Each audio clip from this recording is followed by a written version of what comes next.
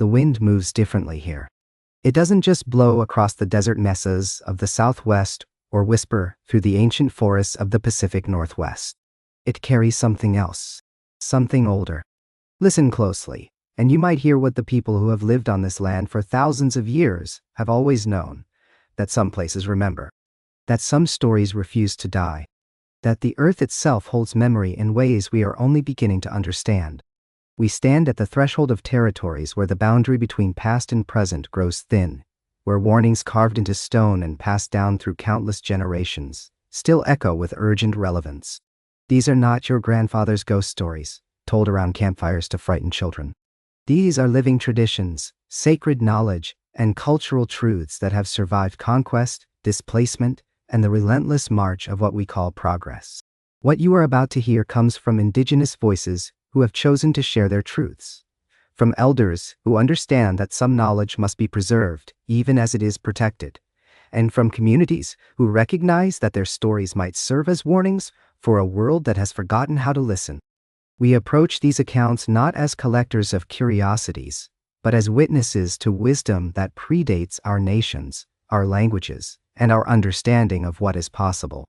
This journey will take us deep into lands where curses are not supernatural fancy, but documented phenomena, where spirits are not metaphors, but presences acknowledged by generations of careful observers, and where the forgotten demand to be remembered.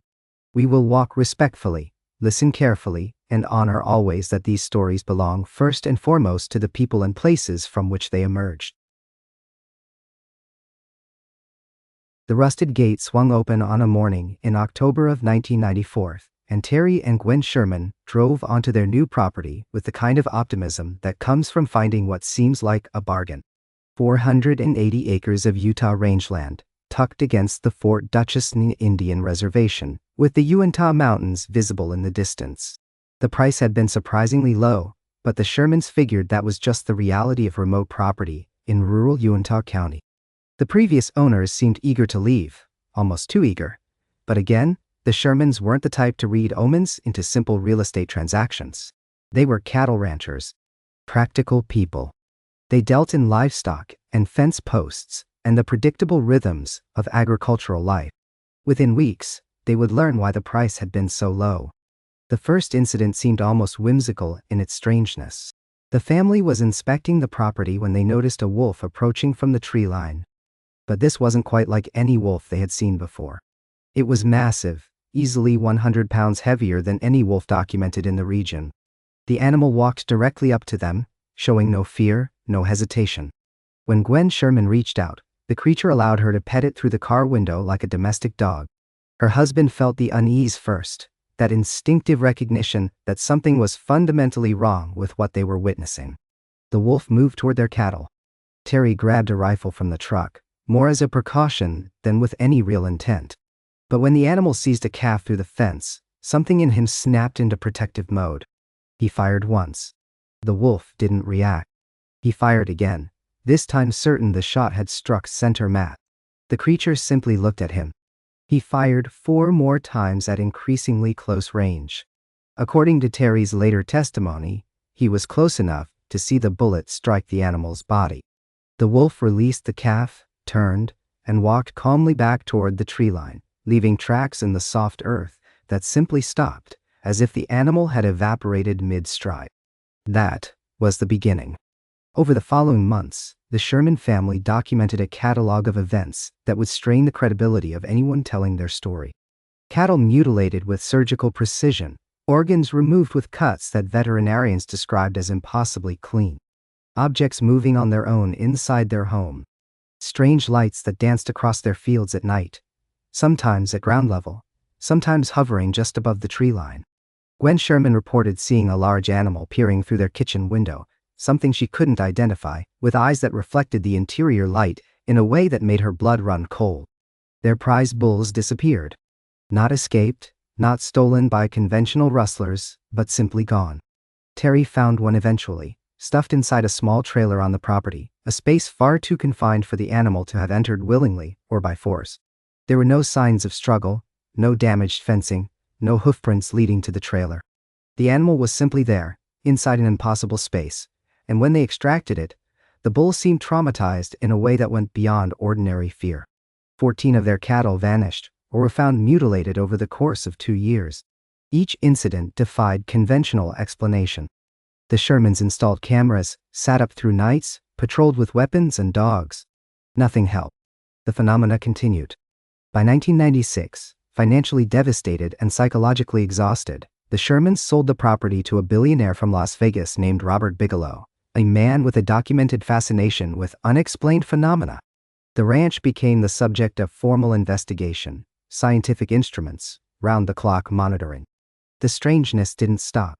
It simply adapted to new witnesses. The case became famous, eventually labeled as the Skinwalker Ranch incidents, named after the Navajo tradition that local indigenous people reportedly referenced when discussing the property. The name stuck, became sensationalized, turned into entertainment. Books, television shows, documentaries, all treating the term Skinwalker as if it were simply another monster in the American cryptid catalog, somewhere between Bigfoot and the Jersey Devil. But this casual appropriation erases something crucial. The word Skinwalker is an English approximation of the Navajo term Yi Enaldlushi, which translates roughly to "with it, he goes on all fours." And in traditional Navajo culture, these beings are not mysterious creatures to be hunted or studied. They are human witches who have committed the most profound spiritual violations, practitioners of the worst forms of forbidden medicine. They are not monsters in the folkloric sense. They are people who have chosen to break sacred taboos for personal power. Understanding this distinction matters because it reveals how Western culture transforms complex, indigenous spiritual systems into simplified entertainment. In traditional Navajo belief, a Yi-Neldlushi is someone who has performed specific ceremonies in direct violation of sacred teaching. These rituals often involve the most horrific transgressions, including harm to family members, particularly children. By engaging in these acts, the practitioner gains abilities that include shapeshifting, moving at impossible speeds, and infiltrating the thoughts and dreams of others. But these powers come at an absolute cost. The person who becomes a Yi-Neldlushi has severed themselves from balance, from community, from the sacred harmony that Navajo spirituality seeks to maintain. They are no longer fully human in the spiritual sense. Anthropologist David Zimmerman spent 2 decades working with Navajo communities and noted that most traditional practitioners refused to discuss Yi-Neldlushi in any detail. The reluctance wasn't about secrecy for its own sake. Speaking about these beings is considered dangerous because it can draw their attention. Words have power in Navajo tradition, and naming something creates a connection to it. To discuss a Yi-Neldlushi casually is to potentially invite their awareness, to create an opening for malevolent influence. This creates a challenging paradox for anyone attempting to document or understand these beliefs. The very act of investigation violates the protective silence that tradition prescribes. When Western researchers or journalists arrive asking questions, recording answers, publishing details, they are actively working against the spiritual protections that silence provides. They transform sacred warnings into data points, survival knowledge into content. Several Navajo voices have attempted to explain this to wider audiences, though always with careful boundaries. A teacher from the Navajo Nation, speaking on condition of anonymity to researchers in 2008, explained that Yi-Neldlushi are discussed within families primarily, as warnings to children. The stories serve a protective function, teaching respect for sacred boundaries and the dangers of seeking power through corruption. They are not entertainment. They are not folklore in the sense of charming cultural traditions. They are spiritual warnings about real dangers that come from real human choices to pursue evil.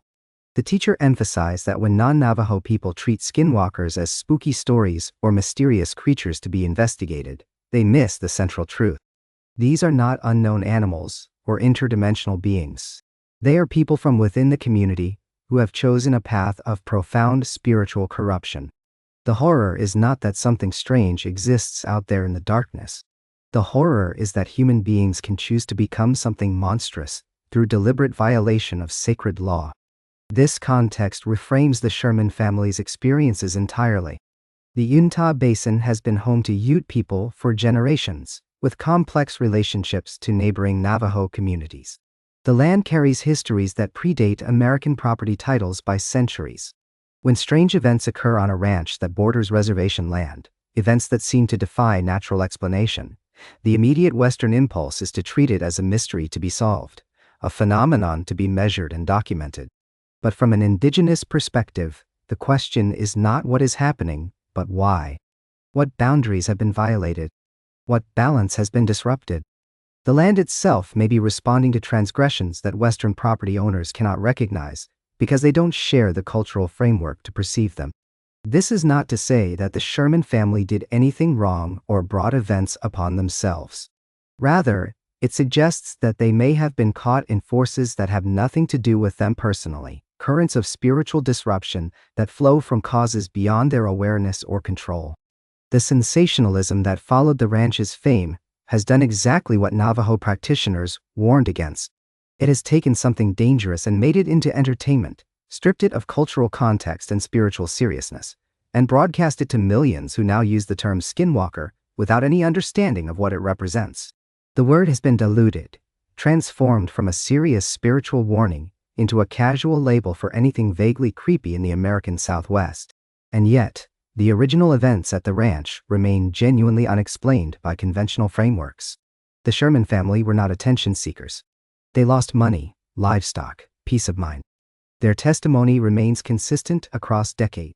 Something happened on that property that defied the normal rules of reality as they understood them. Whether that something aligns with traditional Navajo warnings about Yeenald Lushi, or whether it represents something else entirely, remains an open question that may not have an answer satisfying to either scientific or traditional spiritual inquiry. What we can say with certainty is this: the distance between authentic cultural knowledge and Western sensationalism represents its own kind of boundary violation, one that continues to this day. The roads remember what the earth cannot forget. Across 3 states, stretching from the ancient hills of Kentucky, through the valleys of Tennessee, and into the red soil of Oklahoma, there exists a corridor of sorrow, so profound that even those who walk it unknowing report feeling its weight. This is not merely history recorded in books and preserved in museums. This is living trauma, a wound that has never healed, manifesting in ways that defy rational explanation and force us to confront the possibility that some suffering is too great to simply fade with time. In 1838 and 1839, approximately 16,000 Cherokee people were forcibly removed from their ancestral homelands in the southeastern United States. What followed was a journey of over 1,000 miles, conducted primarily on foot during the brutal winter months. More than 4,000 men, women, and children died along the way from exposure, disease, starvation, and sheer exhaustion. The Cherokee call it Nunadal Tsuni, the trail where they cried. History knows it as the Trail of Tears, but neither name can truly capture the magnitude of what occurred along those routes. What makes this tragedy unique in the landscape of American paranormal phenomena is not simply the scale of suffering, but the consistency with which people continue to report experiences along these paths nearly 2 centuries later. These are not vague feelings or easily dismissed misperceptions. They are specific, repeating encounters that follow patterns, occurring in locations that correspond precisely with documented historical events along the removal routes. In western Kentucky, near the town of Hopkinsville, Highway 60 passes through an area that served as one of the most deadly crossing points during the removal. Here, the Cherokee were forced to wait for weeks in makeshift camps during the winter of 1838, waiting for the frozen Ohio River to become passable. Hundreds died in these camps. Disease spread rapidly through the crowded, inadequate shelters, and many of those who perished were buried in unmarked graves near the roadside. Highway maintenance workers in this area have reported the same phenomenon for decades. During the pre-dawn hours, when visibility begins to improve but full daylight has not yet arrived, figures are seen walking along the shoulder of the road. Not one or two, but groups of them, moving slowly westward. The figures appear solid enough that workers have initially mistaken them for actual pedestrians and slowed their vehicles, concerned for the safety of people walking along a dangerous highway in dim light. But as the trucks draw closer, the figures simply are not there anymore. They do not run into the woods or duck down. They vanish, as if they were never there at all.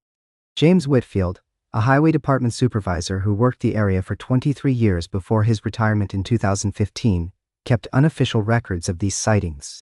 He documented over 40 separate incidents reported by different workers, most of whom were unaware of the historical significance of the location and had no knowledge of previous reports. The descriptions remained remarkably consistent. Dark clothing, slow movement, heads down, always heading west, always in groups, always in the early morning hours, always disappearing when approached. What disturbed Whitfield most was not the visual sightings themselves, but what accompanied them. Multiple workers reported that their truck radios would fill with static when the figures appeared, and beneath the static, they could hear what sounded like crying. Not the sharp cry of sudden pain, but the low, sustained weeping of exhausted grief. One worker described it as the sound of people who have been crying so long, they barely have the strength left to make noise. The static and the sounds would continue until the figures vanished, then the radios would return to normal function immediately. Whitfield himself witnessed the phenomenon on 3 separate occasions. A man who described himself as a skeptic by nature, practical and grounded in the physical world, he found no rational explanation that satisfied him. He checked equipment, reviewed maintenance logs, and even consulted with audio engineers about possible radio interference. Nothing explained the consistency of the experiences or why they occurred only in that specific stretch of highway. The Cherokee community has never found these reports surprising. For them, the presence of spirits along the trail is not a question or a mystery. It is a known reality, as certain as the sunrise. Mary Sixkiller, an elder and spiritual leader from the Cherokee Nation in Oklahoma, explains that the dead from the removal were never properly honored. They were buried hastily, often in mass graves, with none of the traditional ceremonies that would have guided their spirits to the next world. Without these rites, many spirits remain bound to the places where they died, unable to complete their journey. Sixkiller speaks of ancestral trauma as a living force, not confined to the past but actively present in the world. She describes visiting sites along the trail and feeling what she calls the spiritual residue of suffering. It is not imagination or symbolism to her. It is as real and tangible as temperature or humidity, a quality of a place that can be sensed and measured by those trained to perceive it. She says the land itself absorbed the trauma, and it continues to release that energy in ways that sensitive individuals can detect. In southeastern Tennessee, near the town of Charleston, another location has become known for consistent paranormal activity. Here, the removal route passed through a narrow valley where a river crossing proved particularly treacherous. The waters were high in the winter of 1839, and several groups attempting the crossing were swept away. Estimates suggest that between 50 and 70 people drowned at this location, their bodies carried downstream and never recovered for proper burial. The land where the crossing occurred is now partially incorporated into a small county park. Park rangers working evening shifts have reported hearing sounds coming from the direction of the river with such regularity that it is discussed openly among staff, despite the obvious discomfort it creates. The sounds are described as voices, many voices, speaking in a language that rangers do not understand. Beneath the voices, there is singing, described as rhythmic and mournful, unlike anything in contemporary American musical traditions. Former park ranger Susan Delaney worked at the location for 8 years and heard the sounds on at least a dozen occasions. She emphasizes that these were not ambiguous noises that could be attributed to wind or wildlife. They were clearly human voices, clearly organized and intentional. On one occasion, she heard the sounds during daylight hours and walked toward the river to investigate. As she approached, the volume decreased gradually until, by the time she reached the water's edge, there was only normal silence. She turned to walk back to the ranger station, and the sounds resumed behind her. When she turned around again, they stopped. It was, she said, as if something was aware of her presence and responding to her movements. What haunts Delaney most is an experience she had during her final year at the park. She was closing the facility one evening in late autumn, walking the perimeter trail to ensure all visitors had left before dark. As she rounded a bend in the path, she saw a woman standing near the river. The woman was wearing a long dark dress, and had her back turned, facing the water. Delaney called out, announcing that the park was closing and the woman needed to head toward the exit. The woman did not respond or turn around. Delaney walked closer, repeating her announcement more loudly. As she came within perhaps 20 feet, the woman simply faded from sight. Not quickly, not like someone moving behind a tree, but gradually becoming transparent until there was nothing there. Delaney stood frozen, unable to process what she had witnessed. She describes the moment as reality breaking, as the solid world revealing itself to be far stranger and more permeable than she had believed possible. Cherokee oral tradition holds that certain places are not merely haunted, but are actively wounded. These locations hold spiritual injuries that have not healed, and they affect everyone who enters them, whether or not those individuals are aware of the history. Joseph Crittenden, a Cherokee historian and cultural preservationist, explains that his people recognize these wounded places and treat them with caution and respect. They are not tourist destinations or curiosities. They are sites of genuine spiritual danger, where the boundary between the world of the living and the realm of the dead has been damaged. Crittenden describes visiting trail sites with groups of Cherokee young people as part of cultural education programs. Even teenagers who consider themselves thoroughly modern, disconnected from traditional beliefs, report feeling profound sadness at certain locations. Some become physically ill. Some hear things they cannot explain. Some refuse to get out of the vehicles. Crittenden does not push them. He understands that what they are experiencing is not imagination. It is the recognition of ancestral trauma carried in their blood, responding to places where their people suffered and died. In eastern Oklahoma, near the town of Tahlequah, the end point of the trail holds its own dark reputation. Here, the survivors arrived exhausted, diminished, carrying the trauma of what they had endured and the memory of those who did not survive. A section of rural highway that follows part of the original route is known locally as the Crying Road. Residents in the area have reported for generations that driving this stretch at night frequently produces an overwhelming sense of sadness and grief, often accompanied by the sound of weeping that seems to come from inside the vehicle itself. Deputy Sheriff Marcus Thornton, who patrolled the area for 15 years, reported that he responded to numerous calls from distressed motorists who had pulled over on this section of highway, unable to continue driving. Many were in tears themselves, overwhelmed by emotions they could not explain and had not felt before entering that stretch of road. Some reported seeing figures in their peripheral vision, walking alongside their vehicles. Others described feeling a presence in the car with them, sitting in the passenger seat or the back seat, a weight and awareness that terrified them.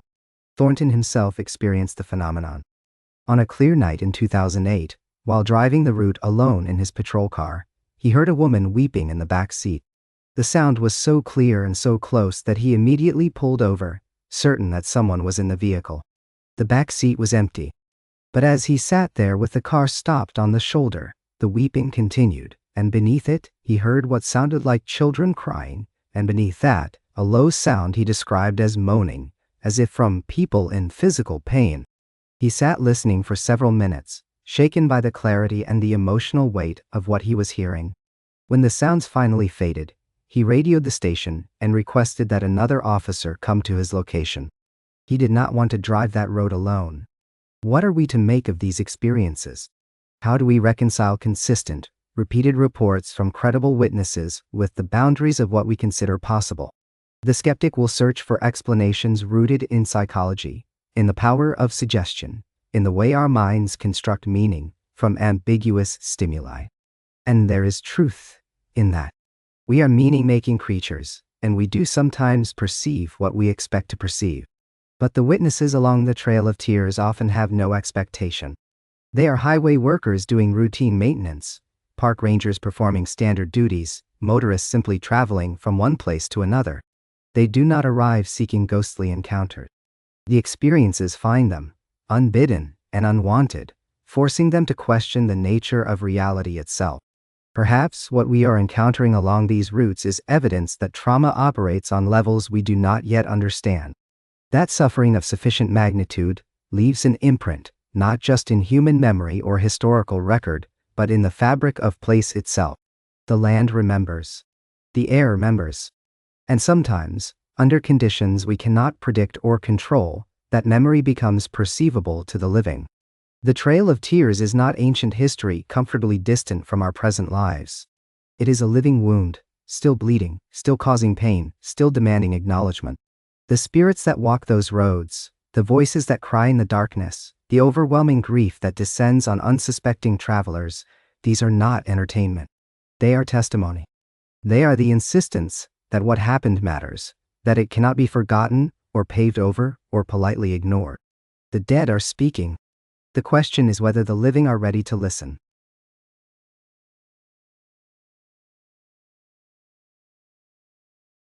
The letter arrived at William Henry Harrison's campaign headquarters in the autumn of 1840, anonymous and brief. It spoke of a curse, uttered by a Shawnee prophet whose brother had fallen in battle, whose people had been betrayed again and again by broken promises. According to those who claimed to witness it, Tenskwatawa, known as the prophet, had declared that Harrison would win the highest office but die in it, and that every great chief chosen in a year ending in 0 would follow him into death. Harrison's supporters dismissed it as desperate propaganda. The old general had survived countless battles, walked away from ambushes that had killed men standing beside him. What was one more threat from a defeated enemy? Harrison took office on March 4, 1841. His inauguration speech lasted nearly 2 hours in freezing rain. He wore no coat, no hat, wanting to project vigor despite his 68 years. Within weeks, he developed pneumonia. Exactly 1 month after his inauguration, he was dead. The White House physicians attributed it to the weather, to his age, to the strain of office. But, in the territories where Shawnee people had been forcibly removed, where their sacred grounds had been plowed under for farmland, some said the counting had begun.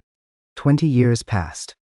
The nation tore itself apart and stitched itself back together.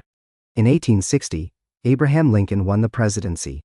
His term would end not with illness, but with a bullet in Ford's Theater on April 14, 1865. John Wilkes Booth pulled the trigger, but those who remembered the prophet's words noted the year of Lincoln's election. 2 presidents elected in years ending in 0.I. 2 presidents who died in office. James Garfield claimed the presidency in 1880. An educator, a former general, a man of genuine intellectual achievement. On July 2, 1881, Charles Guiteau shot him in a Washington railroad station. Garfield lingered through the summer, his wound infected by doctors who probed it with unwashed instruments, dying finally on September 19. 3 presidents elected in 0 years. 3 deaths in office. William McKinley won in 1900, ushering in a new century with optimism about American progress. On September 6, 1901, Leon Czolgosz approached him at the Pan American Exposition in Buffalo with a concealed revolver. McKinley died 8 days later from gangrene. 4 presidents. 4 deaths. The pattern had persisted for more than 60 years. The newspapers began to notice. Statistical anomalies, they called it. Coincidence stretched to its breaking point. But in 1898, before McKinley's assassination, a journalist named Ripley McVeigh had published an article about the Tecumseh curse, connecting Harrison's death to the pattern already forming. Indigenous elders, when asked, would sometimes speak carefully about the power of words, spoken in righteous anger, about how the earth itself remembers betrayal. Warren Harding took office in 1921. A genial man, popular, he died suddenly on August 2, 1923 in San Francisco. The official cause was listed as a heart attack, though no autopsy was performed. Rumors swirled about poisoning, about scandals that made powerful enemies. 5 presidents elected in 0 years. 5 deaths. Franklin Delano Roosevelt broke the 2-term tradition in 1940, winning an unprecedented 3rd term, then a 4th. He died on April 12, 1945, of a cerebral hemorrhage while sitting for a portrait. By then, the curse had acquired a name in popular culture. People spoke of it in whispers, this impossible pattern that refused to break. 6 consecutive presidents elected in years ending in 0.I. 6 deaths in office. The pressure built toward 1960. John Kennedy knew the history. Friends mentioned it jokingly at first, then with growing unease as the election approached. On November 22, 1963, in Dallas, the pattern completed its 7th cycle. 7 presidents elected in 0 years over 123 years. 7 deaths in office. The statistical probability of such a sequence occurring by chance alone was calculated by mathematicians at less than 1 in 2 million. Ronald Reagan, elected in 1980, survived an assassination attempt on March 30, 1981. John Hinckley's bullet came within inches of his heart. Reagan recovered, served 2 full terms, and died of natural causes in 2004, more than 20 years after leaving office. The curse, it seemed, had finally broken. Or perhaps, some suggested, enough time had passed. Enough generations removed from the broken treaties, from the desecration of sacred grounds. Or perhaps the debt had been paid in full. But the deaths of presidents were only the most visible manifestation of something deeper, something tied to the violation of sacred spaces across the continent.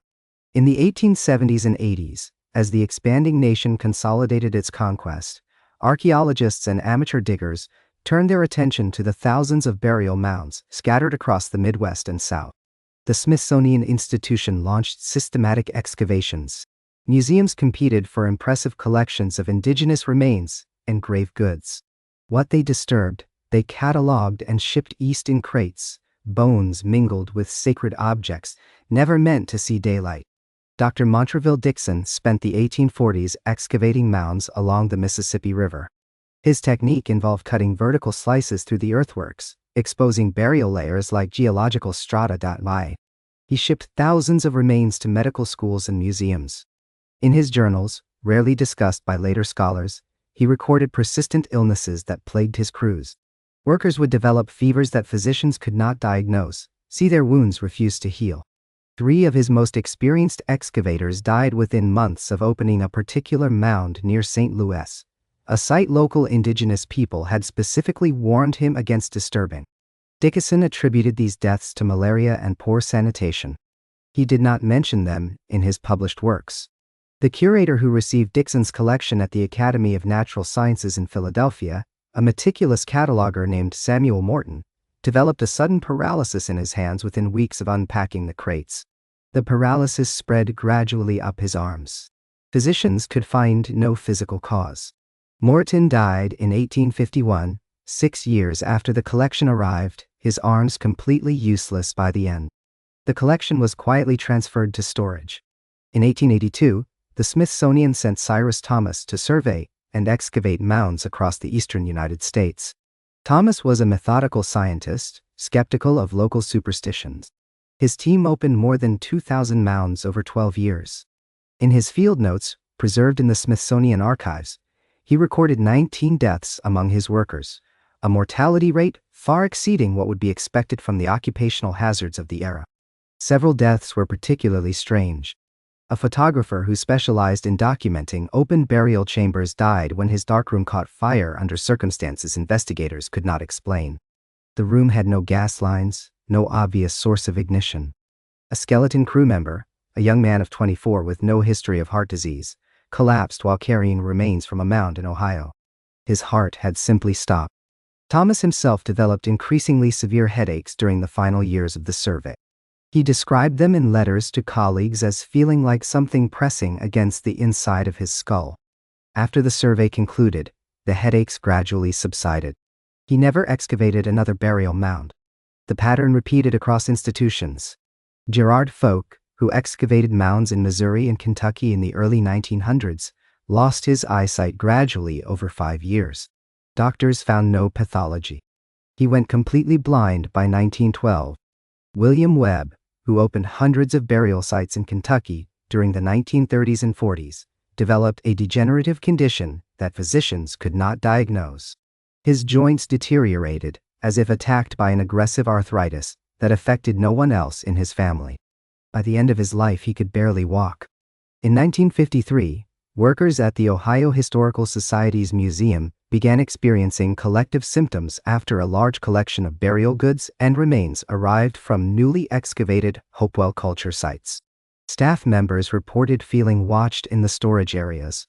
3 workers requested transfers after experiencing what they described as waking nightmares, seeing figures that vanished when approached. One curator, a woman with 15 years of experience, refused to enter the storage wing after sunset. She took early retirement rather than continue working with the collection.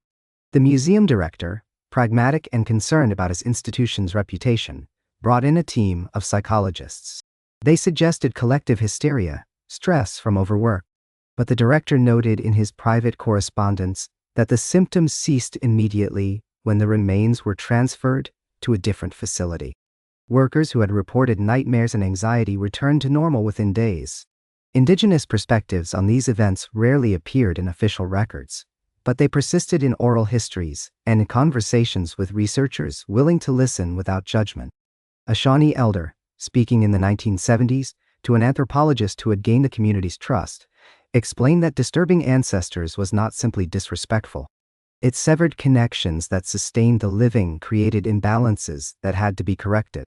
The dead protect what is sacred, she said, not out of malice, but because that is their purpose. When you take them from where they belong, when you handle them as objects rather than people, you create a debt that must be balanced. A Lakota spiritual leader, interviewed in the 1990s, described the relationship between the living and the dead as reciprocal. We maintain their resting places, speak their names, ensure their memory continues.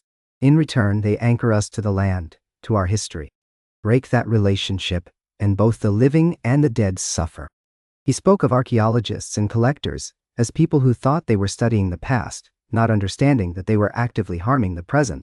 The concept of protective spirits appears across indigenous cultures, though the specific beliefs vary.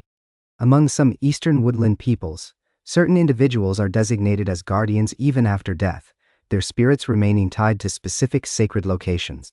To disturb these sites is to challenge these guardians directly. The consequences are not symbolic. They manifest in the physical world as illness, as misfortune, as death. In 2010, a small museum in Indiana received a donation of artifacts collected by a local amateur archaeologist in the 1950s. Among them were remains from a burial mound he had excavated on private property. Within a month, the museum experienced a series of what the director called impossible accidents. A sprinkler system activated without trigger, damaging collections in a sealed room. An electrical fire started in a junction box that had been inspected and certified safe weeks earlier. A volunteer fell down a staircase she had climbed daily for years, breaking her hip. The museum returned the remains to the nearest tribal authority for reburial. The accidents stopped. These are not stories easily dismissed as coincidence. The documentation exists in medical records, in insurance claims, in internal museum correspondence, never meant for public view. The pattern crosses decades, institutions, geographic regions. Workers who handled disturbed remains experienced misfortunes at rates that statistical analysis cannot explain as random chance. The scientific community largely avoids discussing these patterns. To acknowledge them risks appearing superstitious, unserious. But privately, among those who have worked extensively with indigenous burial collections, stories circulate. Warnings passed from senior staff to newcomers. Certain collections that people avoid if possible. Protocols that have nothing to do with preservation science and everything to do with appeasing what might be listening. The question is not whether these events occurred. The documentation is extensive and verifiable. The question is what explains them. Coincidence stretched across more than a century. Psychological stress manifesting as physical symptoms. Or something older, something that understands violation and demands correction. Something that protects what remains sacred, regardless of whether the living believe it exists. Budget. A budget token, budget a 1 million budget token, budget. In the frozen depths of winter, in the endless forests where darkness falls early and hunger gnaws at the belly like a living thing, there exists a terror so profound that its very name was spoken only in whispers. The Wendigo. A creature born not from the imagination of storytellers seeking to frighten children, but from the darkest possibilities of human nature itself. From the moment when survival and morality collide in the vast white silence of the northern wilderness. The Algonquian peoples, the Cree, the Ojibwe, the Innu, and their neighbors who have inhabited the boreal forests of North America for thousands of years, understood something that outsiders would struggle to comprehend. They knew that the greatest monsters were not those that prowled outside the circle of firelight, but those that could emerge from within the human heart itself. The Wendigo was both a supernatural entity and a psychological transformation, a state of being where a person ceased to be human and became something else entirely, something insatiable and monstrous. According to the keepers of traditional knowledge, the Wendigo appears as a towering skeletal figure, impossibly tall, with skin stretched tight over protruding bones. Its eyes are sunken deep into its skull, yet they glow with a terrible hunger that can never be satisfied.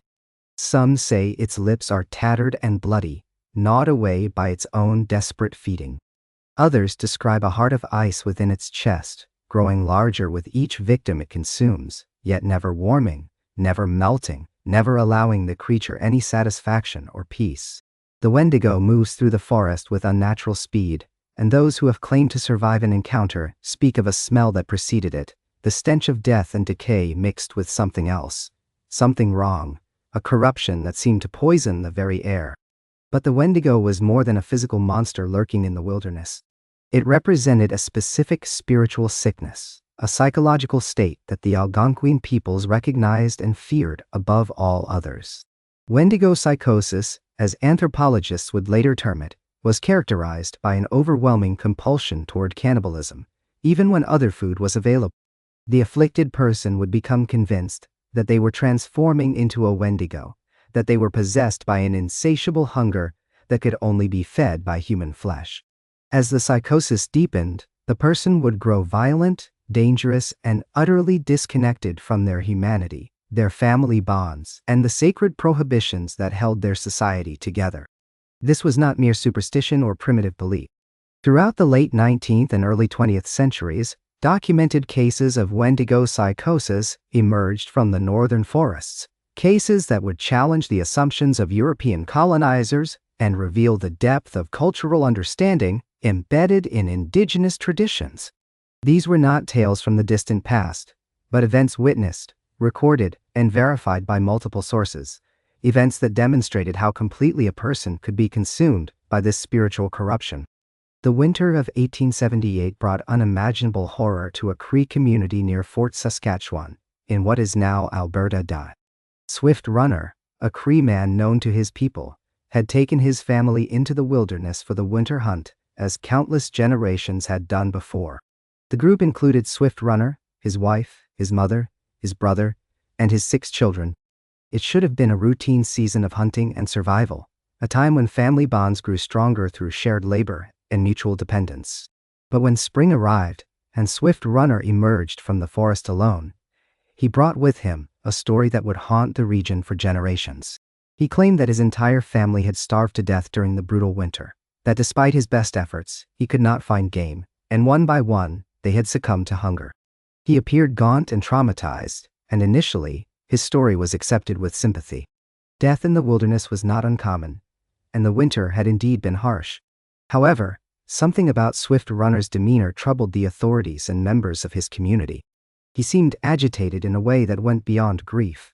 He exhibited strange behaviors and made disturbing statements that suggested his story did not contain the whole truth. When investigators traveled to his winter camp, what they discovered transformed sympathy into horror. The camp revealed evidence of systematic butchering. Human remains were found scattered around the site, processed in ways that left no doubt about Swift Runner's actions. He had not merely resorted to survival cannibalism after his family's deaths. He had killed them, one after another, and consumed their flesh. His wife, his elderly mother, his brother, his children, some as young as infants, all had been murdered and eaten by the man who should have protected them.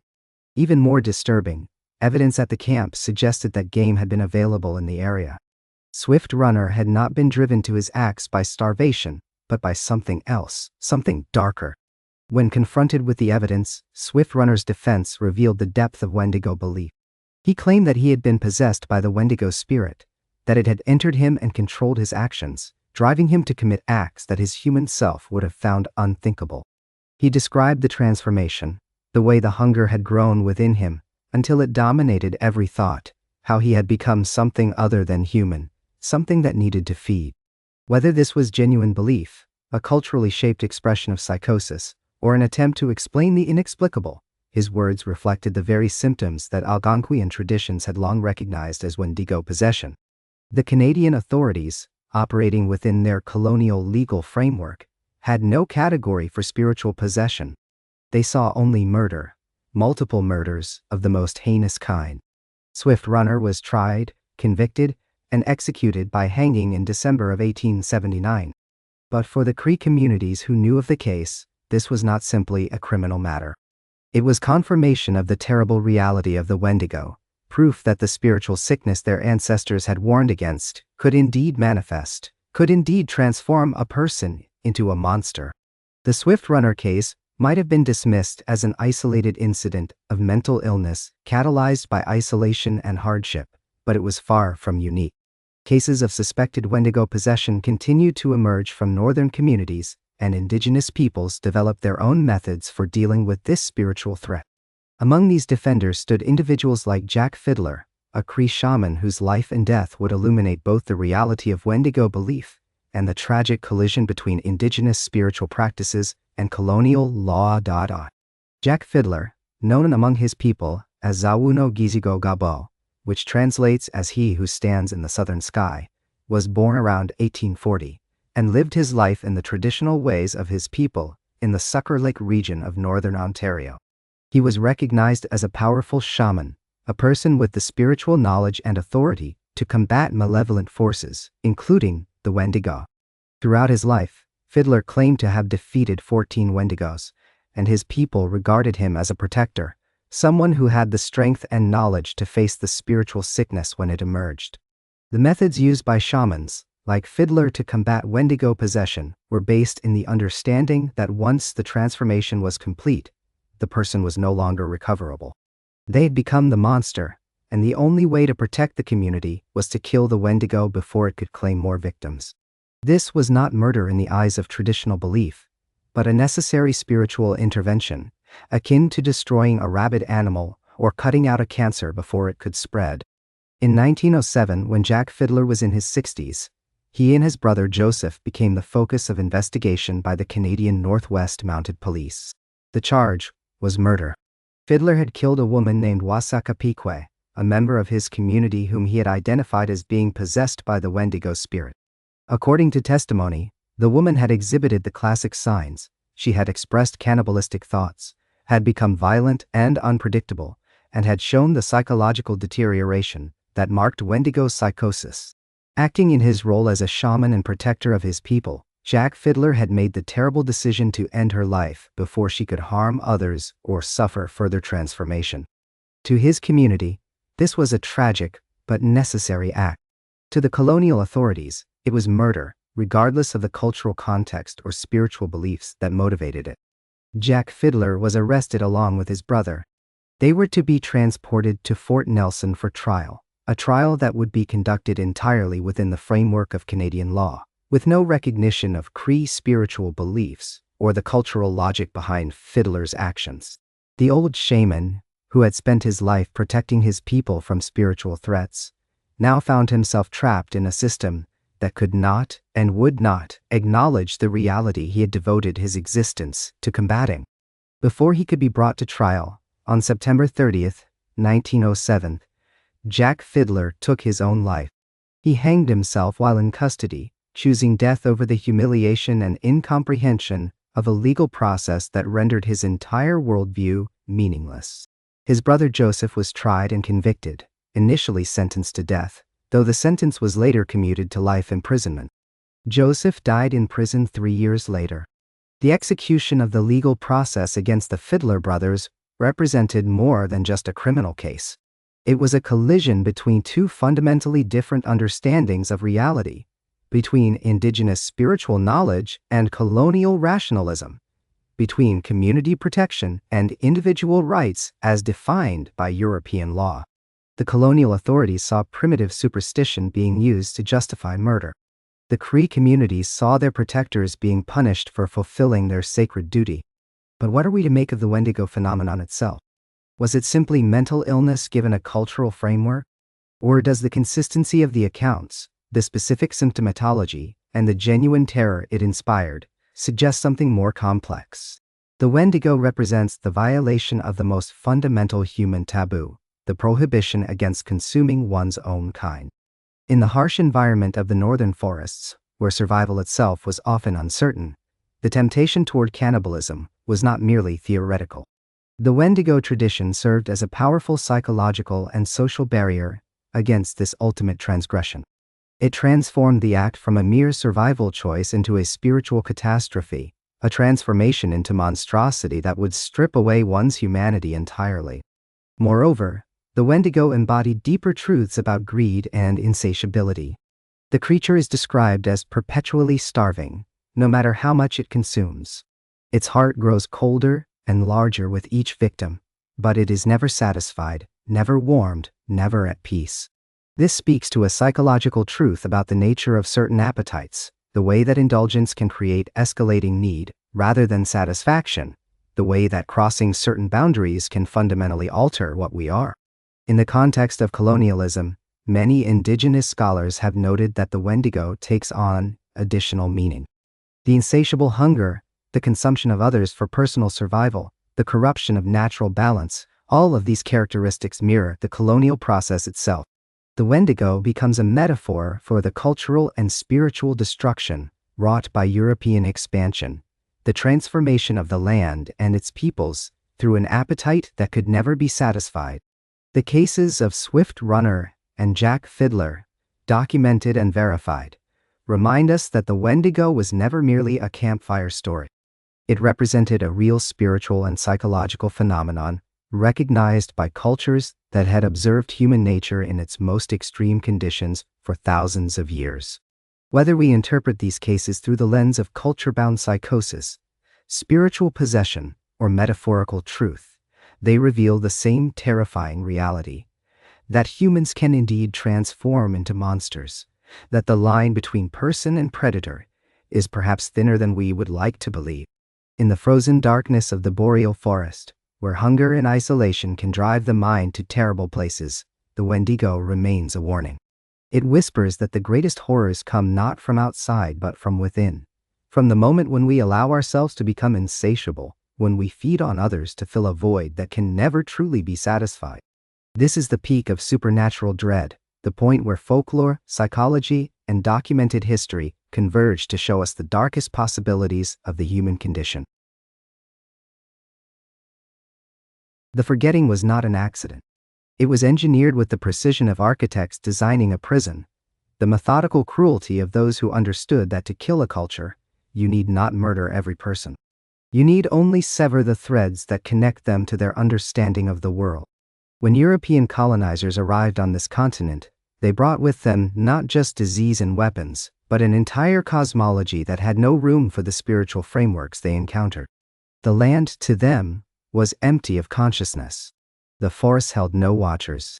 The rivers carried no memory. And the people who insisted otherwise were obstacles to be removed or remade.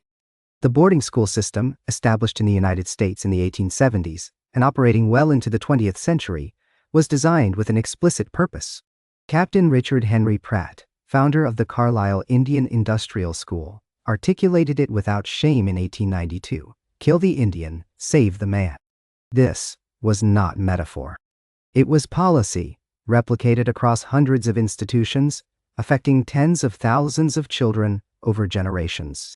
Children as young as 4 years old were taken from their families, often by force, sometimes at gunpoint. They arrived at these schools, carrying with them the languages of their ancestors, the songs that honored the spirits of place, the stories that explained why certain areas were avoided after dark, why particular landmarks required offerings, why some names should never be spoken aloud near moving water. They arrived knowing the etiquette of the invisible world. The first thing stripped from them was their hair.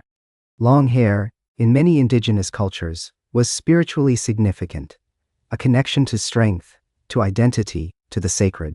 It was shorn off in the first hours, the children watching parts of themselves fall to the floor.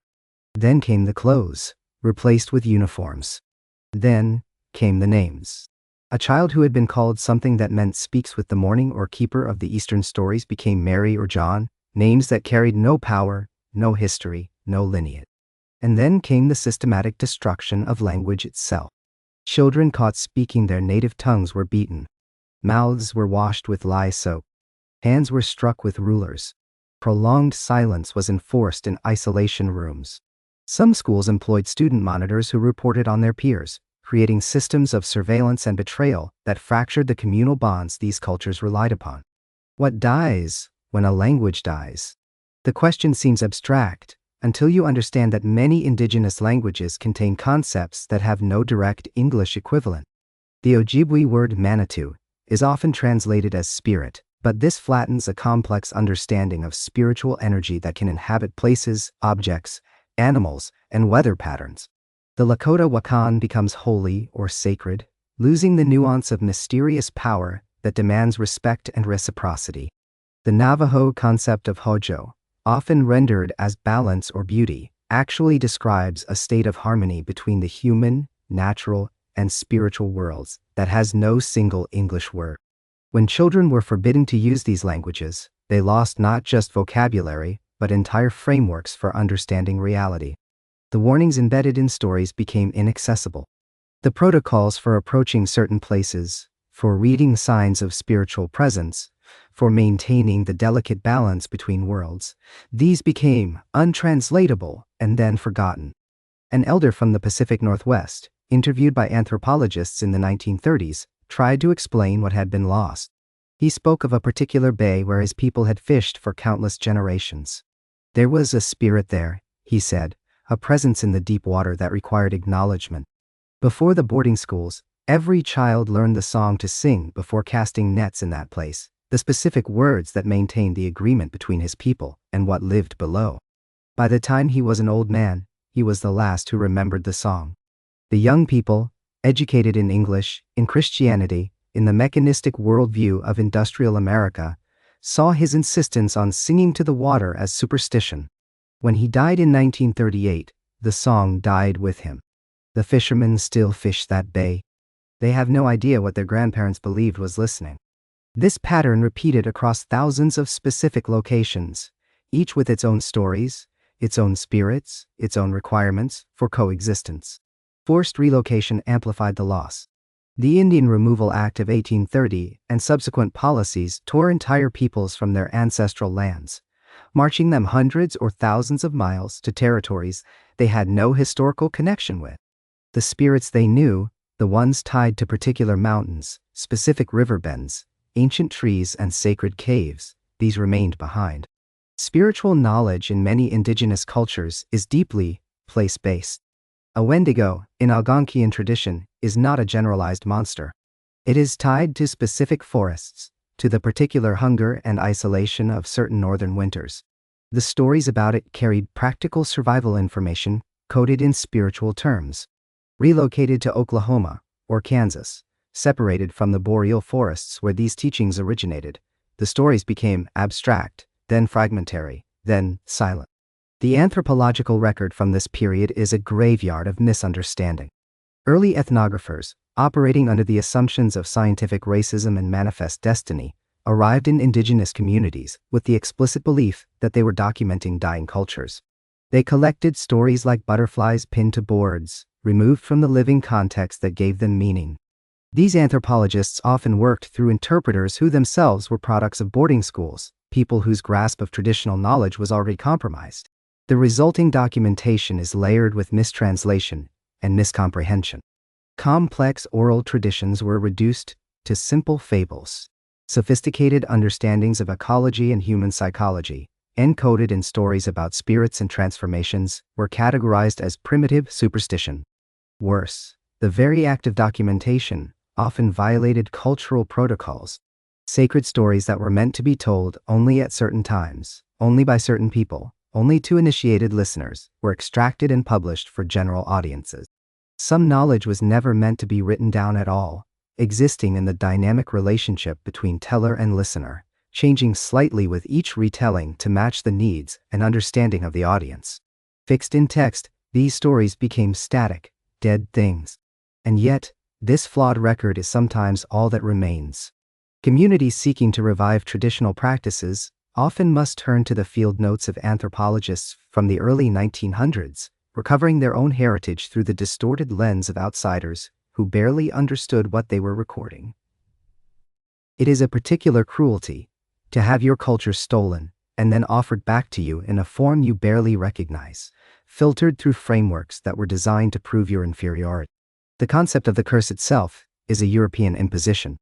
When indigenous people spoke of consequences for violating sacred spaces, for breaking reciprocal relationships with the land and its inhabitants, these were not curses in the fairy tale sense. They were descriptions of natural law as real and predictable as gravity. If you take without giving, balance is disrupted. If you disrespect what has power, that power may respond. If you ignore warnings, you suffer the predictable consequences of ignorance. European colonizers, steeped in Christianity and its narratives of sin and divine punishment, heard these explanations and translated them into their own framework. Curse became the word, with all its implications of arbitrary malevolence, of supernatural revenge. This translation obscured the indigenous understanding that these were not punishments from angry gods, but the natural functioning of a world where everything is connected, where actions have spiritual and material consequences, where humans are not masters of creation, but participants in a complex web of relationships. The residential schools closed, the last one finally shuttering its doors in 1996, but the damage was structural, generational. You cannot remove children from their families for a century and expect culture to simply resume. The transmission of traditional knowledge requires continuity, requires elders and children daily contact, requires the assumption that the old ways have value and relevance. Many survivors of boarding schools emerged traumatized, carrying wounds they had no framework to heal. Some became unable to parent their own children, the skills of family life never modeled for them. Some carried the violence inflicted upon them back into their communities.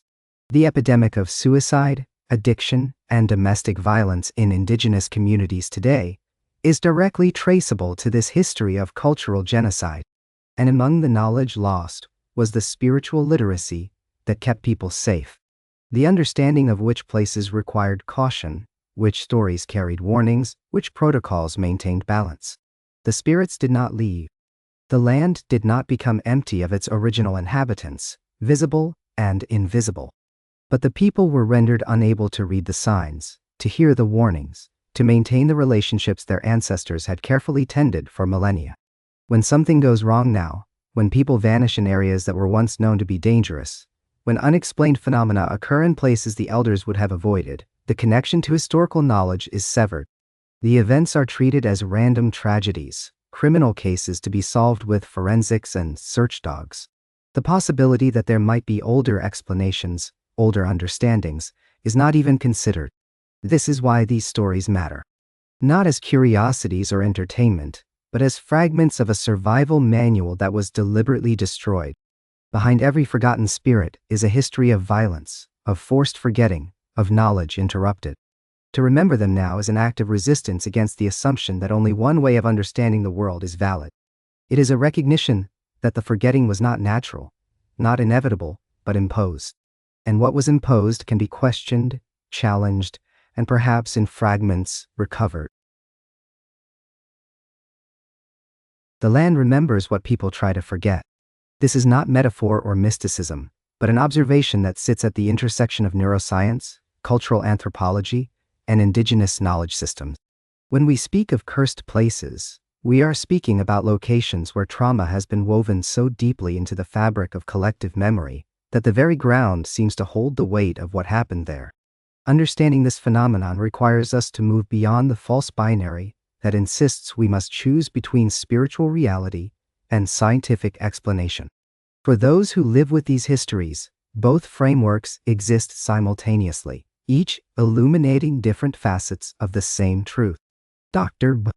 Maria Yellowhorse Brave Heart's groundbreaking research into what she terms historical trauma has given us a window into how collective suffering becomes encoded in communities across generations. Her work with Lakota communities revealed patterns of grief, loss, and psychological distress that could not be explained by individual experience alone. The trauma of events like the Wounded Knee Massacre of 1890 did not simply affect those who witnessed it. The psychological wound was transmitted forward through time, manifesting in descendants who carry the weight of ancestral pain in their bodies, their dreams, their relationship to the world. This is not supernatural transmission. Emerging research in epigenetics has shown that traumatic experiences can actually alter gene expression, creating biological markers that pass from parent to child. Studies of Holocaust survivors and their descendants have documented similar patterns, suggesting that trauma leaves a molecular signature that transcends individual memory. But here is where Western science and indigenous knowledge converge rather than conflict. Indigenous communities have always understood that trauma lives in the body, in the land, in the collective consciousness of a people. What scientists are now documenting through epigenetic research, traditional healers have known through different frameworks for thousands of years. The Im-Ori concept of Wakapa, for instance, recognizes that identity and well-being are inseparable from ancestral connection and land. When that connection is severed through violence or displacement, the wound is not merely psychological in the Western sense. It is spiritual, genealogical, and tied to place in ways that conventional psychology is only beginning to comprehend. Dr. Eduardo Duran, a clinical psychologist who works with Native American communities, describes what he calls soul wound, a form of trauma that cannot be adequately addressed through standard Western therapeutic models alone. His approach integrates traditional healing practices with contemporary psychology, recognizing that indigenous clients exist within multiple realities simultaneously. A place might be cursed in the sense that it holds the accumulated grief of generations. It might also be a location where the boundary between the physical and spiritual worlds has been torn by violence. Both statements can be true within different but equally valid epistemological frameworks. The effectiveness of healing, Duran has found, often depends on honoring both the scientific and spiritual dimensions of trauma rather than privileging one over the other. The psychology of place-based phenomena reveals how human consciousness interacts with environment in ways that challenge our assumptions about objective reality. Environmental psychologists have documented how specific locations can trigger consistent emotional and physiological responses across different individuals. These responses are not random. They emerge from the interplay of sensory information, cultural conditioning, personal history, and collective memory. A forest where atrocities occurred may produce feelings of unease or dread, even in visitors who know nothing of its history. Is this because the place itself retains some residue of suffering? Or because subtle environmental cues, the way light filters through certain trees, the particular quality of silence, the scent of decay in the soil, trigger unconscious associations with danger and death? The answer may be both. Research into what cognitive psychologists call priming effects demonstrates how powerfully expectation shapes perception. When people are told a location is haunted or cursed, their threshold for interpreting ambiguous stimuli in paranormal terms drops dramatically.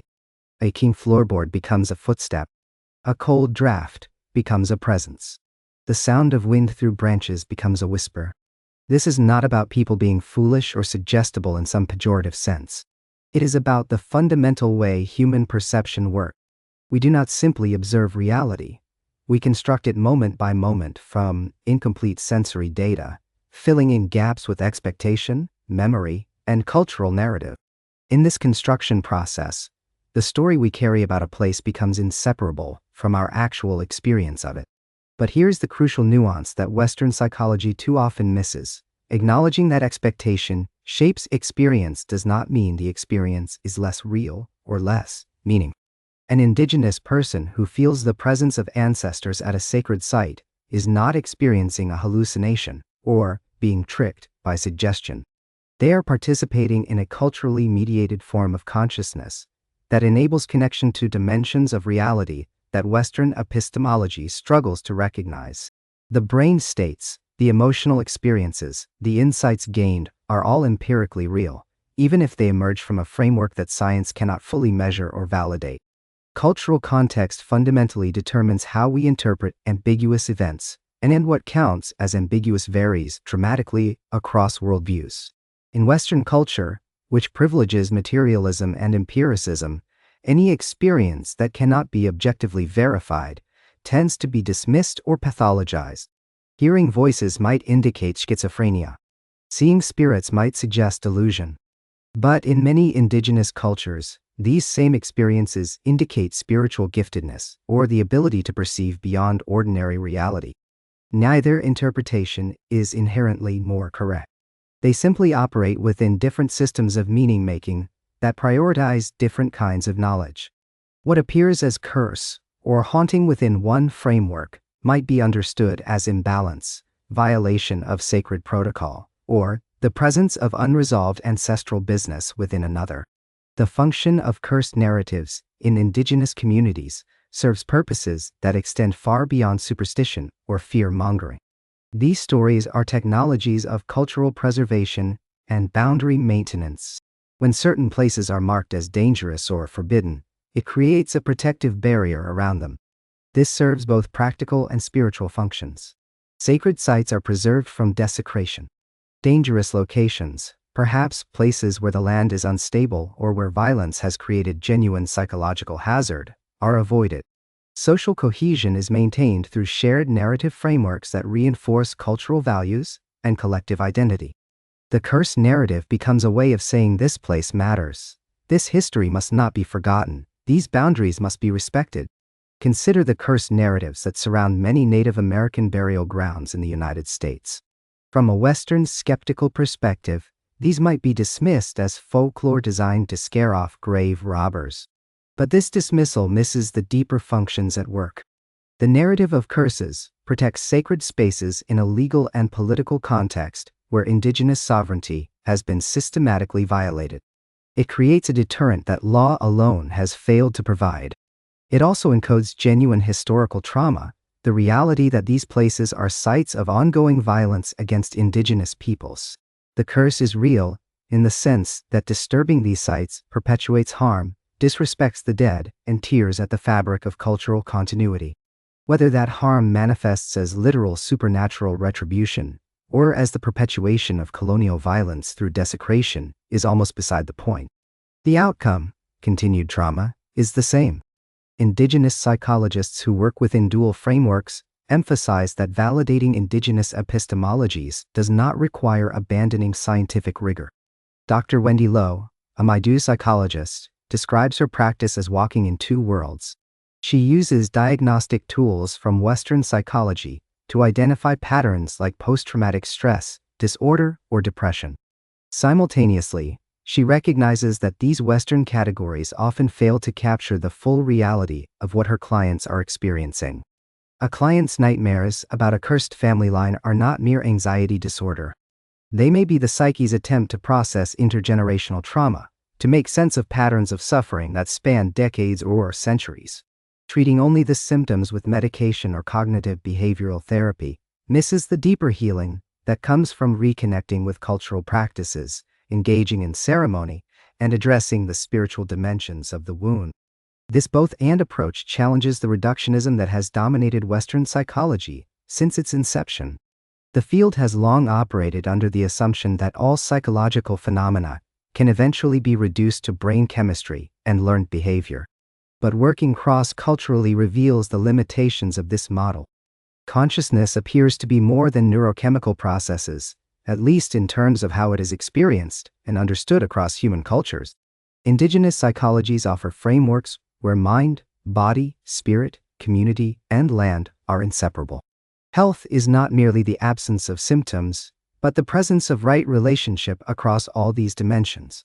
The science of how landscapes hold emotional memory is still emerging, but preliminary findings are striking. Research into environmental contamination has shown that places where violence occurred often contain literal traces of that history in the soil and water. Sites of mass executions or industrial disasters carry chemical signatures that persist for generations. But beyond these material traces, there is something else happening. Communities that live near sites of historical trauma report higher rates of specific psychological symptoms, even when they have no direct family connection to the original events. The place itself seems to communicate something about its history to those sensitive enough to receive it. Some researchers theorize that this communication happens through extremely subtle environmental cues that we process unconsciously. Others suggest that collective consciousness, or cultural memory, creates a kind of field effect, where knowledge about a place's history shapes group psychology in ways that feel intuitive or even psychic to those who experience it. Indigenous knowledge keepers would add that land itself has consciousness, that places have spirits or energies that can be disturbed by violence and that communicate with those who have the cultural training to listen. These are not mutually exclusive explanations. A place can simultaneously communicate through environmental cues, through cultural transmission of narrative, and through spiritual presence. The Western scientific method is not equipped to measure or validate spiritual dimensions of reality, but this limitation reveals more about the method than about reality itself. Just as microscopes cannot detect radio waves, quantitative research tools cannot measure subjective spiritual experience. This does not mean such experiences lack validity or significance. What becomes clear when we examine cursed places through multiple frameworks is that the binary between rational and irrational is itself a cultural construction. Indigenous peoples who maintain cursed traditions are not failing to think critically or clinging to outdated superstitions. They are operating within sophisticated knowledge systems that encode ecological wisdom, historical memory, and ethical guidelines within narrative forms. The curse serves as reminder, warning, and protection all at once.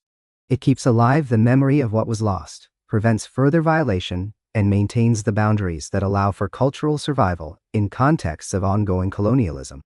The validation of indigenous epistemologies alongside scientific perspective is not about being nice or politically correct.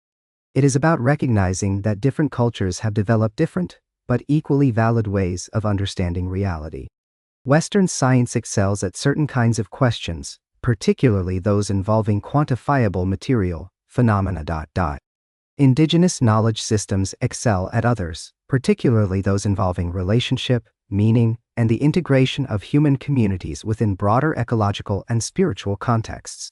Both are needed for a complete understanding of why certain places feel haunted, how trauma moves through generations, and what it means when the land itself seems to speak of suffering. We emerge now from the shadows and whispers, from the stories that have traveled across centuries and through bloodlines, carrying warnings and wisdom in equal measure. The curses and spirits we have explored throughout this journey were never simply tales meant to frighten children around dying fires. They are, and have always been, sophisticated systems of knowledge, frameworks for understanding the delicate balance between human communities and the living world that sustains them. Today, across the continent that still bears the name America, indigenous communities are engaged in a profound and essential work of reclamation. They are reaching back across the violent ruptures of colonization, across the deliberate erasure of language and ceremony, across the forced silences and stolen children, to grasp once more the spiritual traditions that sustained their ancestors for thousands of years. This is not nostalgia. This is not performance. This is survival, renewal, and resistance, woven together into a single continuous act of cultural determination. In small community centers on reservations from the northern reaches of Ojibwe territory to the desert lands of the Dene, elders gather with young people in language revitalization programs that do more than teach grammar and vocabulary. They transmit entire cosmologies. When a Lakota teenager learns the word for a particular spirit being, they are not simply adding to their vocabulary list. They are receiving a concept that carries within it relationships, responsibilities, and ways of perceiving the world that cannot be translated into the dominant language of the colonizer. These words for spirits, for curses, for sacred beings exist in languages designed over millennia to express indigenous ways of knowing. The Miami Center at Miami University works with the Miami tribe of Oklahoma to reconstruct a language that had for decades no living first language speakers. Among the words being reclaimed are those that describe the non-human persons who inhabit the world, the spirits of place and protocol, the entities who enforce boundaries and maintain order. Young Miami people are learning not just how to pronounce these words, but how to live in the kind of universe where such beings matter, where humans are not the only ones with agency and voice. Further west, among the Blackfeet Nation in Montana, youth programs guide teenagers back to ceremonial practices that their grandparents were punished for maintaining. These are not reenactments or educational demonstrations. They are genuine spiritual practice, conducted with the full weight of tradition and the full awareness of what was risked to preserve them. The young people who participate in these ceremonies learn firsthand about the spirits and powers their ancestors knew, not as abstract concepts from anthropology textbooks, but as presences they encounter in sacred spaces, during fasts, in moments of vision and transformation. The Yurok tribe in Northern California has fought for decades to maintain the ceremonial practices that keep their world in balance. Their young people train in the precise protocols required for the jump dance and the brush dance, ceremonies that are understood not as cultural performances but as necessary work that maintains the health of the entire region. When a Yurok dancer learns the exact movements, the proper songs, the correct timing, they are being taught a technology of balance as sophisticated as any scientific discipline. The spirits that watch over these ceremonies are not metaphors. Within the Yurok worldview, they are as real as the salmon in the Klamath River, and far more powerful. Legal battles have become another front in this work of preservation and reclamation. Tribes across the country are fighting in courtrooms to protect sacred sites from development, mining, and desecration. These legal arguments increasingly weave together tribal sovereignty claims, religious freedom protections, and environmental law. When the Apache Stronghold Organization fights to prevent Resolution Copper from destroying Oak Flat in Arizona, they argue in the language of federal law while defending a relationship to land that precedes the United States by thousands of years. Oak Flat is not simply a historically significant location to the Apache people. It is a living sacred site, home to spiritual powers that cannot be relocated or compensated for. The Standing Rock movement of 2016 and 2017 brought indigenous spiritual practice into direct confrontation with industrial capitalism and state power. The water protectors who gathered to resist the Dakota Access Pipeline understood their work in explicitly spiritual terms. They spoke of protecting the water as a living being, of honoring the spirits of place, of maintaining relationships that the pipeline would violate. When they prayed, when they conducted ceremonies, when they called themselves protectors rather than protesters, they were enacting a worldview in which the non-human world has rights, agency, and spiritual power. These legal and political battles force a confrontation with the question of what counts as real. In courtrooms designed by and for the Western legal tradition, indigenous advocates must translate spiritual realities into the language of religious freedom and cultural significance. But something essential resists translation. The spirits and curses we have explored throughout these chapters exist within systems of understanding that do not separate the spiritual from the material, that do not divide mind from body, human from nature, sacred from ordinary. To truly understand these traditions requires accepting that there are other ways of being in the world, other forms of knowledge, other kinds of truth. The ecological wisdom embedded in these spiritual traditions offers urgent guidance for a world in crisis. When indigenous communities speak of spirits that punish those who take too much, who violate sacred spaces, who fail to maintain proper relationships with the land, they are describing what we might call, in the sanitized language of environmental science, feedback loops and ecosystem collapse. But the indigenous framing carries something essential that the scientific language misses. It insists on relationship, on reciprocity, on the understanding that the natural world is not a resource to be managed, but a community of beings to whom we have obligations. The curses that befall those who desecrate burial grounds, who steal sacred objects, who ignore warnings and violate boundaries, these are not supernatural punishments imposed by an external deity. They are, within indigenous frameworks of understanding, the natural consequences of breaking relationship, of acting as though humans exist outside and above the web of reciprocal obligation that binds all beings together. This is knowledge that our contemporary moment desperately needs. As we close these explorations, we must consider what non-indigenous people should take from these stories, these traditions, these ongoing struggles for cultural survival and spiritual continuity. First and foremost, we must maintain respectful distance. These traditions are not ours to adopt, to sample, to incorporate into our personal spiritual practices.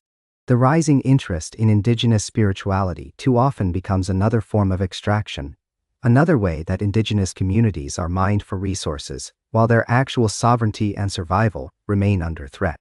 What we can and must do is recognize the ongoing presence of indigenous peoples. These are not vanished cultures to be studied in the past tense. They are living nations with contemporary concerns, legal rights, and cultural futures that they are actively building. The spirits and curses we have discussed are part of that living present, not relics of a disappeared world. We must also cultivate humility about what remains beyond our understanding. Not everything can or should be explained, categorized, and made accessible to outsiders. Some knowledge is specific to place and people. Some relationships cannot be translated. Some silences should be respected rather than filled with our interpretations and theories. The greatest wisdom these traditions offer to those of us outside them may be simply this: that the world is larger, stranger, and more alive than the dominant culture admits. That there are powers and presences we have forgotten or dismissed. That the land remembers. That consequences follow actions across generations. That we are not the only ones here, and never have been. In this moment of climate crisis and social fragmentation, indigenous communities are demonstrating that cultural revitalization and environmental protection are inseparable. The same ceremonies that maintain spiritual relationships also protect ecosystems. The same languages that carry spirit vocabularies also encode sophisticated ecological knowledge. The same legal battles that defend sacred sites also preserve biodiversity. Let us end where we began, with listening, with attention to what the land itself might be saying through the traditions of those who have lived here longest, with respect for boundaries and mysteries, with recognition of all that we do not and cannot know. In closing, we honor these traditions with what they have always requested: silence, respect, and the humility to know when speaking should cease. The natural world continues around us, holding its own counsel, keeping its own time.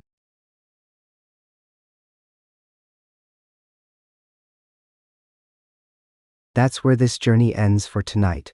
If you made it all the way here, subscribe and hit the bell for more long-form stories like this. Check out the videos on screen.